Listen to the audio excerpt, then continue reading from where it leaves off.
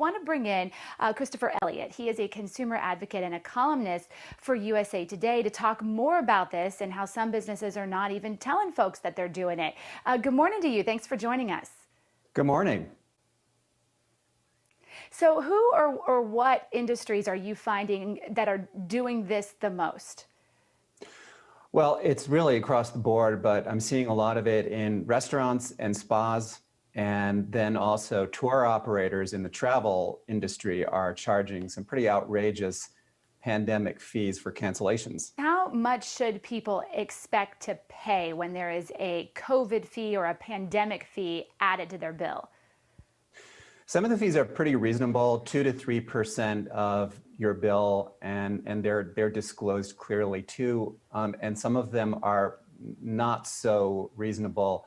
I talked to a couple of travelers who tried to cancel their tours this summer to Europe and paid a 25% cancellation fee, really a pandemic fee, which cost them several $1,000s. Oh, yikes. Well, I've talked to some people who say, I've seen this show up on my receipt at a restaurant and it's a small price to pay to help a struggling industry. I'm okay with it. But then others I've heard say, I just wish they would have told me up front and I knew about it. So is there anything people can do once they get their receipt and it's already attached to their bill? Do you have to pay it? Yeah, once it's attached to your bill, you really don't have a lot of recourse. The really good businesses are, they're disclosing the fees with a big sign as you walk in. We have a COVID fee that we're charging, and they'll tell you how much it is too. The ones that are maybe a little bit ethically challenged are waiting until the end and then presenting you with the bill. Once you have that bill in your hand, you really have two choices. You can pay quietly and walk out and never come back, or you could say, hey, look, this was not disclosed. You should have disclosed it. Can you please take it off? And sometimes they'll do that too. And when we look at these fees, is the idea, Chris, that all of this money, that extra money is sort of going to help with their PPE supplies and keeping the place clean? And so you're helping them by doing this? Is that what businesses are saying? I think everyone wants to pitch in and help a little bit. It's just a question of, how are we going to do it?